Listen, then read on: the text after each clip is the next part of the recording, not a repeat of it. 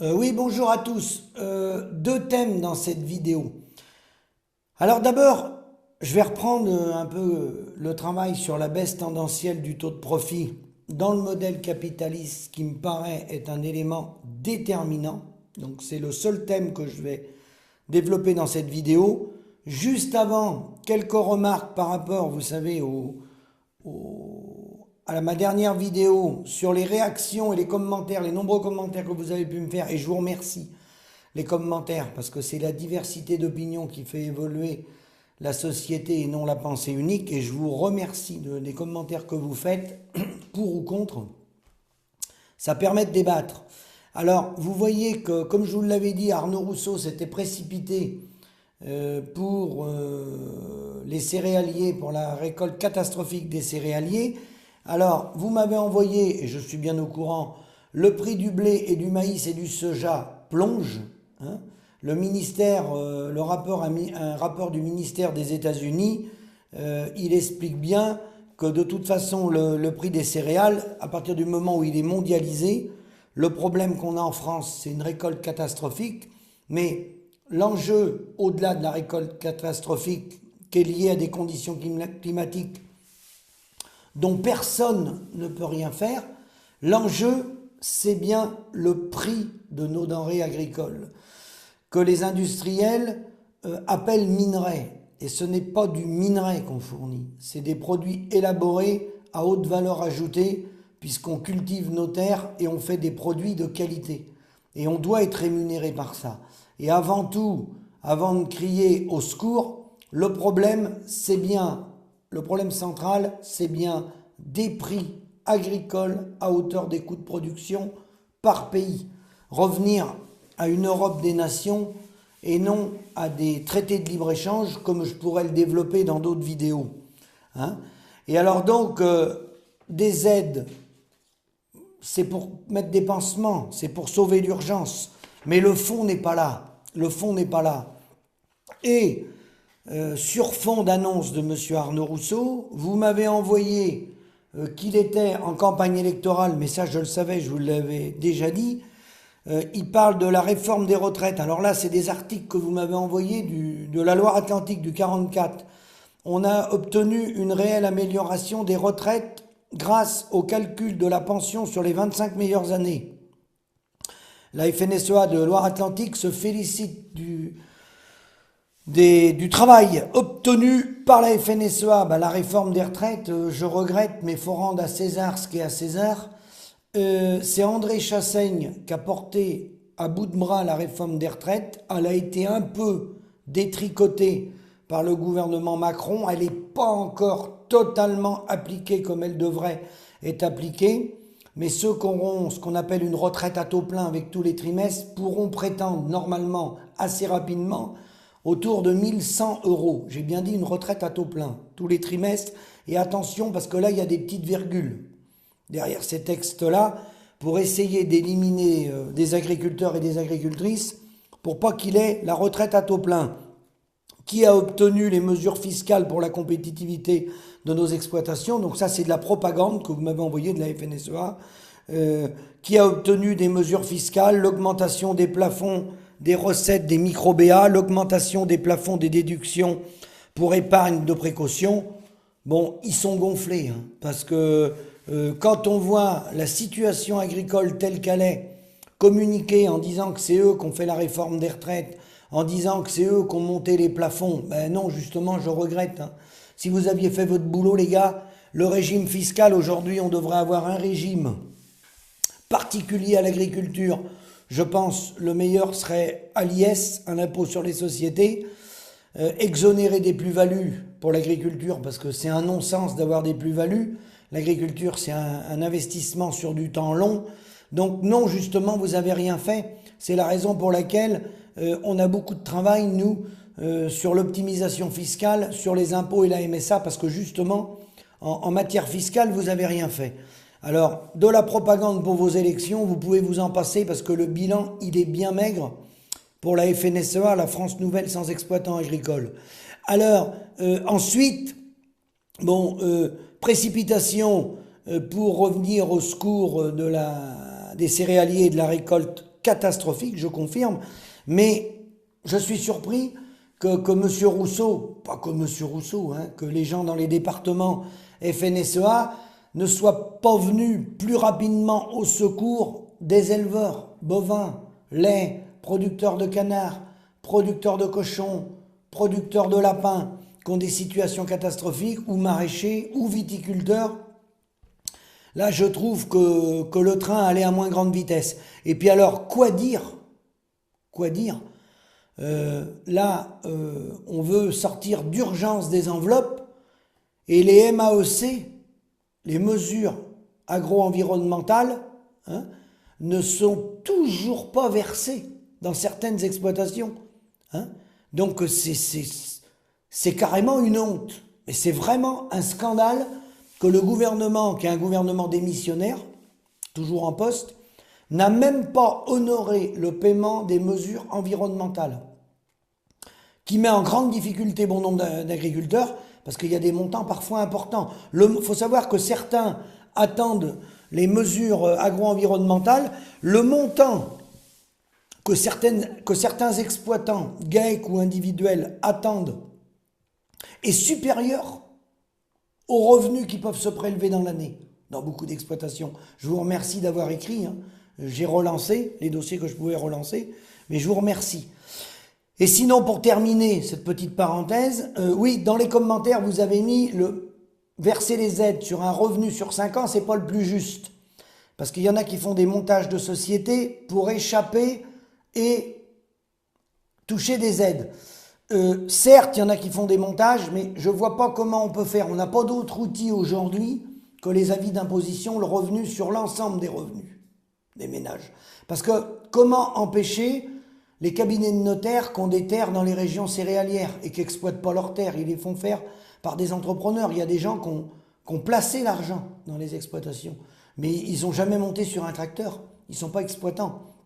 Donc, comment répondre à toutes ces questions-là, si ce n'est en ayant un œil sur l'ensemble des revenus qu'ils ont? Voilà, ça veut dire que, parce qu'aujourd'hui, il faut savoir que le PDG de Renault a le droit d'avoir une exploitation agricole, il n'y a rien qui l'interdit, d'accord? Donc, qu'il ait une exploitation, c'est pas interdit, il a le droit, mais est-ce qu'il a vraiment besoin des aides, quoi, s'il y a une mauvaise année? Est-ce que le PDG de Renault qui a des terres céréalières, il a besoin des aides? J'en suis pas sûr.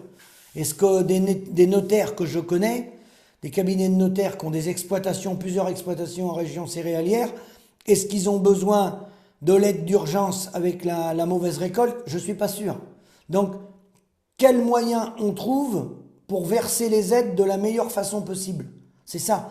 Et si on ne vient pas sur un revenu sur les 5 dernières années, alors certes, certains ont fait des montages de sociétés et ont beaucoup réinvesti, donc ils seront éligibles aux aides, mais après, il faut assumer ses choix. S'ils ont beaucoup réinvesti, quelque part, bon, voilà, comment on fait?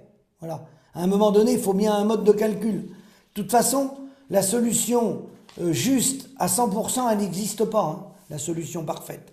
La seule solution la plus parfaite, c'est de rémunérer les paysans au coût de production. Et on n'a pas besoin de monter ces usines à gaz avec des aides qui, de toute façon, ne vous faites pas d'illusions, les aides ne compenseront pas vos pertes. Ça, il ne faut pas se faire d'illusions.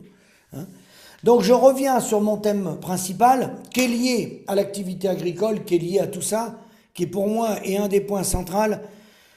C'est dans le modèle capitaliste, dans le système dans lequel on est, nous, l'agriculture, bien sûr, parce qu'on n'y échappe pas, à travers les multinationales, des grandes distributions qui ont des plateformes en Europe maintenant, et l'agroalimentaire lié à la FNSEA, qui pareil ont des plateformes dans le monde.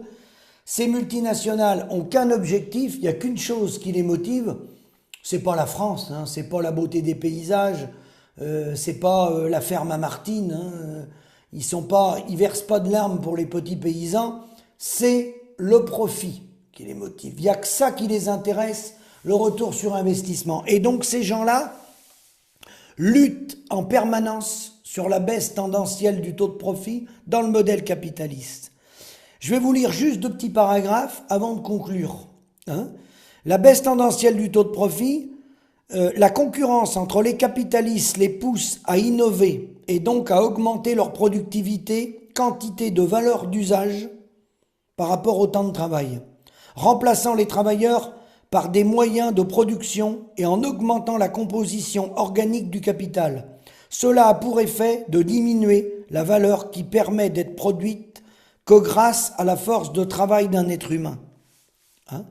Donc si vous voulez, la baisse tendancielle du taux de profit, il y a Thomas Piketty qui en a parlé, un économiste bien connu, que je prends le temps de lire parmi tant d'autres. Et Thomas Piketty, la reprise de la baisse tendancielle du taux de profit dans d'autres contextes. Thomas Piketty déclare aussi traite la théorie de la baisse tendancielle du taux de profit avec l'accumulation du capital. Il affirme notamment que le taux de profit est légèrement décroissant avec le temps. La moyenne du début du XXe siècle étant de 5%, passant à 4% dans les années 2020. Et Thomas Piketty prévoit une baisse à 3% au cours du XXIe siècle. Cependant, contrairement aux économistes marxistes, Thomas Piketty la voit comme une contingente au système capitaliste. Alors, c'est quoi nous ramener au niveau de nos exploitations? Quel est le lien entre la baisse tendancielle du taux de profit dans le modèle capitaliste mondialisé avec un paysan? Eh bien, le lien, c'est que la rentabilité dans nos exploitations, c'est ça l'enjeu majeur. C'est pas les aides que va sortir Arnaud Rousseau, c'est pas l'avance des 70% de la PAC, c'est pas la prise en charge par les impôts des Français de la taxe sur le non bâti. Ça, c'est des pansements sur des jambes de bois. Pour avoir du revenu demain et installer des jeunes, puisqu'on est dans un déménagement du territoire, surtout au niveau de l'élevage, mais pas que l'élevage, du maraîchage et autres, puisque les jeunes générations ont très bien compris que le retour sur investissement, il était nul et qu'il allait travailler beaucoup pour gagner peu. La baisse tendancielle du taux de profit, les capitalistes, au niveau agricole, ils concentrent les outils. C'est-à-dire, vous avez dû le remarquer, quand Michel Rocard a fait les quotas laitiers en 1984, il y avait 395 000 fermes en France qui produisaient du lait, c'est-à-dire pratiquement un peu plus que le nombre d'exploitations qu'on a aujourd'hui. Vous imaginez ? On a plus ce nombre d'exploitations. Aujourd'hui, on est autour de 285 000. Là. On va être au 1er janvier 2025. Il y avait plus d'exploitations à produire du lait qu'il nous en reste aujourd'hui, en 84. Aujourd'hui, on va arriver très rapidement à 35 000 points de collecte, 35-40 000 points de collecte. Vous voyez un peu, il faut enlever un zéro. Et l'objectif de lutter contre la baisse tendancielle du taux de profit dans l'agriculture, c'est que demain, et ça va le faire, avec 8 000 exploitations en France, ou 10 000, 8 000, 10 000, vous allez voir, je ne vais pas me tromper beaucoup, et ça va aller vite, qui ne produiront pas 24 milliards de litres. On produisait 24 milliards 5, on ne produit plus ça. C'est pas vrai. Parce qu'il y a beaucoup d'importations. J'ai vu des chiffres à 21 milliards, mais je ne suis même pas sûr. On transforme cette quantité-là. Mais ça vient des pays de l'Est. Le lait, il voyage à travers les frontières. Avec la théorie de Ricardo des avantages comparatifs des laits moins chers qu'en France. Donc là, la baisse tendancielle du taux de profit nous a conduit à agrandir globalement dans toutes les productions, que ça soit le lait, regardez la volaille, regardez, voilà, à travailler plus pour gagner moins. Et quand vous faites le ratio économique d'un paysan aujourd'hui, c'est intéressant de le faire. Faut le ramener à la marge nette. Je l'ai ramené à la marge nette avec investissement, toujours avec amortissement et investissement, c'est-à-dire renouvellement des parcs matériels, renouvellement des bâtiments. Voilà, une entreprise normale, attention. On ne prend pas quelqu'un qui a arrêté d'investir depuis plus de 25 ans, parce que ça ne veut rien dire du tout. Le jeune qui va revenir derrière, il va redevoir faire tous les investissements que l'autre il a arrêté de faire pendant 25 ans. D'accord ? Donc la rentabilité sur du lait net, ramener revenu par associé, avec amortissement. ça va de 0,04 à 0,06 centimes du litre. Vous imaginez. En viande bovine, on est autour de 0,40 centimes du kilo de carcasse. Je parle de marge nette, moi. De marge nette.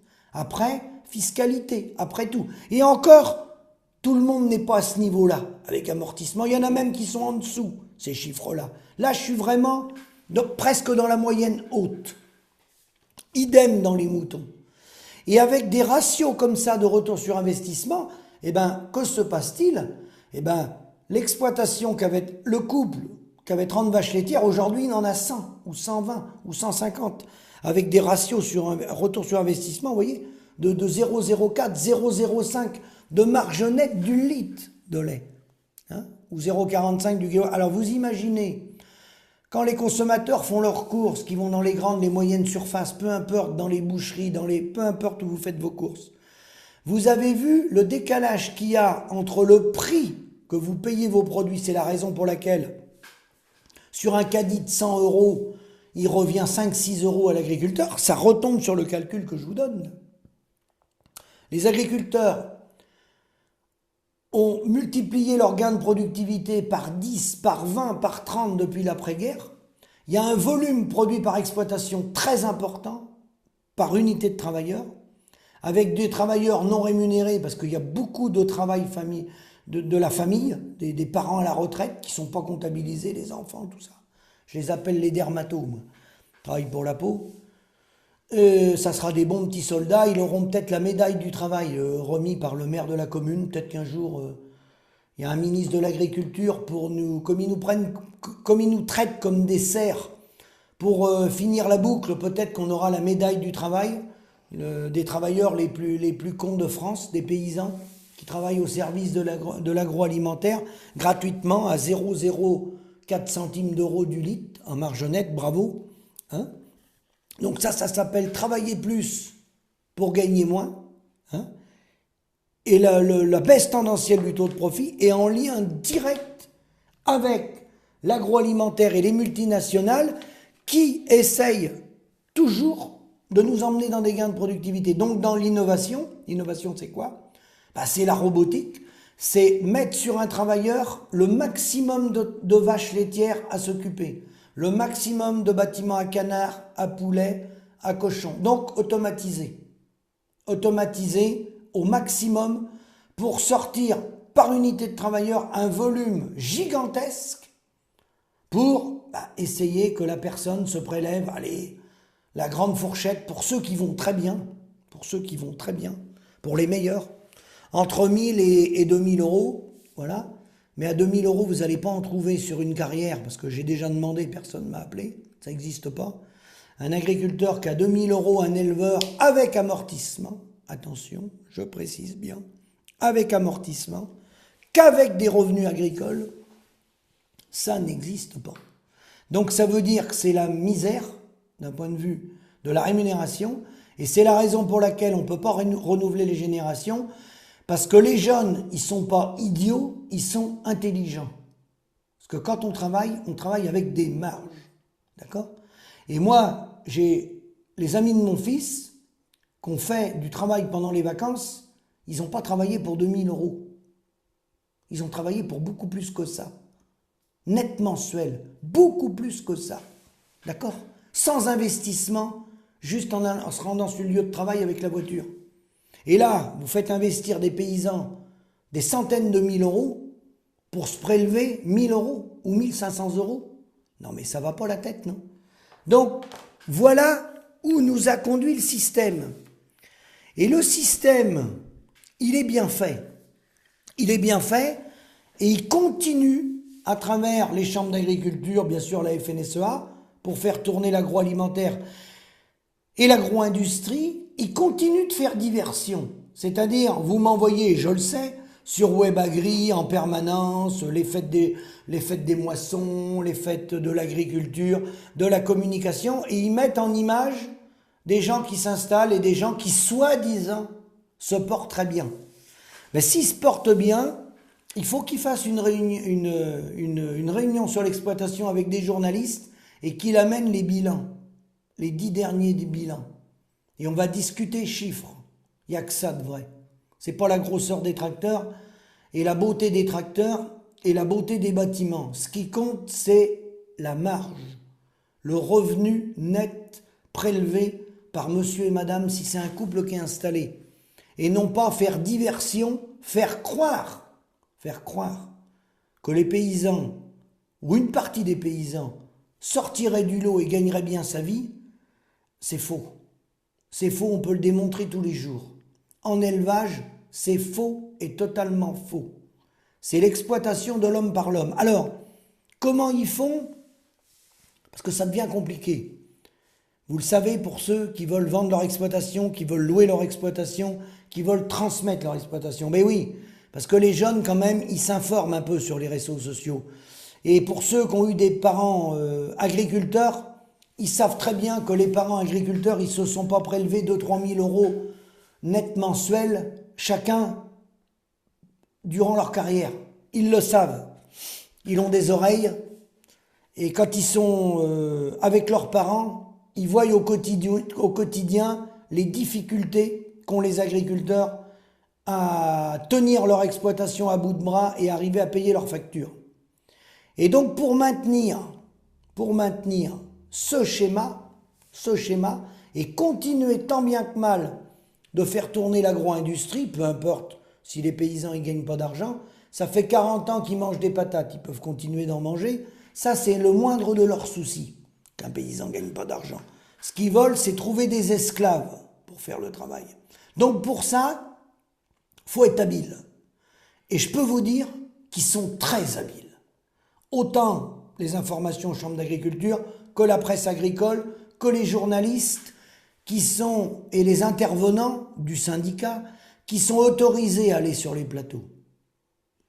Ils sont intelligents pour faire diversion, c'est-à-dire pour parler de l'écologie, pour parler du réchauffement climatique, pour parler du loup, pour parler des bassines, pour parler de tout, sauf du maître mot.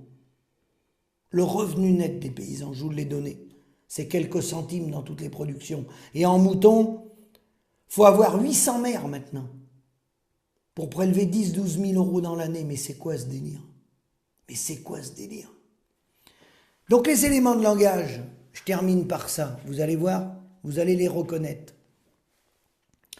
Ces gens-là, oui, ils ont fait des études pour manipuler les paysans, la population et les futurs petits soldats. Dans les éléments de langage, ils vont utiliser des éléments de langage positifs. Pas question d'être négatif. Non, on n'attrape pas les mouches avec du vinaigre. Il faut que des éléments de langage positifs. Un exploité dans la société capitaliste, ceux qui luttent contre la baisse tendancielle du taux de profit, un exploité, ça ne s'appelle pas un exploité, ça s'appelle un défavorisé. Un défavorisé, c'est pas pareil.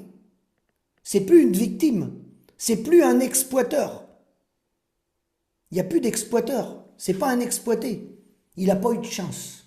C'est un défavorisé. Vous voyez l'élément de langage du modèle capitaliste. Ensuite, dans ce modèle agricole, comment vous pouvez vous attaquer à la démarche qualité? On vient vous trouver, on dit, voilà, monsieur, au niveau des volailles, au niveau des porcs, au niveau du lait, notre coopérative, notre multinationale lance des nouveaux produits à travers notre nouvelle démarche qualité. C'est quoi la démarche qualité? C'est une démarche de plus de productivité, mais c'est habillé par le mot démarche qualité. Vous êtes contre la démarche qualité? Quelqu'un peut s'opposer à la démarche qualité? Vous voyez la ruse des éléments de langage.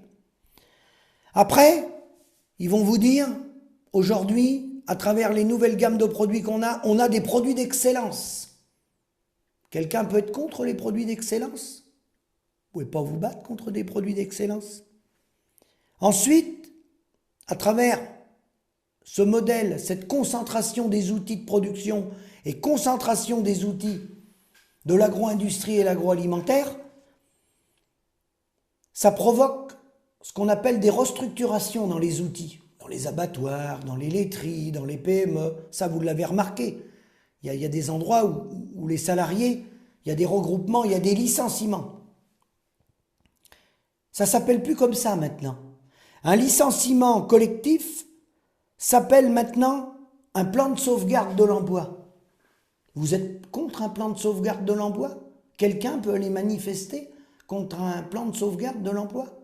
Ben non, c'est pas possible. Donc, tous ces gens-là qui sont à la tête de la finance mondialisée ont très bien compris que pour recruter des salariés à pas cher, que pour recruter des petits soldats paysans, que pour mettre en compétition les travailleurs entre eux avec l'exportation du chômage qui s'appelle les travailleurs immigrés, il utilise sur les plateaux des grands médias à longueur de journée des éléments de langage qui manipulent l'ensemble de la population. Et il est bien clair que quelqu'un qui n'est pas de la partie agricole et qui n'a pas étudié en long, en large et en travers les problématiques du monde paysan, il est obligé de passer à côté. Ils vont le rouler dans la farine. C'est obligé qu'ils vont le rouler dans la farine. Vous voyez, un licenciement collectif s'appelle maintenant un plan de sauvegarde de l'emploi. Vous n'allez pas vous attaquer à un plan de sauvegarde de l'emploi. Ils viennent dans les exploitations, ils disent on installe les jeunes, nous avons une nouvelle démarche qualité. Ben, vous n'allez pas aller manifester, les paysans ne vont pas aller manifester contre la nouvelle démarche qualité. Personne ne comprendrait. Mais non, derrière ça, ce qui se cache, c'est la concentration des outils, l'endettement toujours plus fort des paysans, parce que plus on a de production par tête d'homme, plus on est endetté, plus on a de travail, moins on a la tête au-dessus de l'eau, plus on est soumis à des burn-out, à des dépressions, qui entraînent derrière le travail de la mutualité sociale agricole, des assistantes sociales, j'en passe et des meilleures, mais rien sur le cœur du réacteur, qui est le prix de nos produits du départ de la ferme, qui conditionne notre revenu, la vie de notre famille et la survie de nos exploitations. Je vous remercie, à bientôt.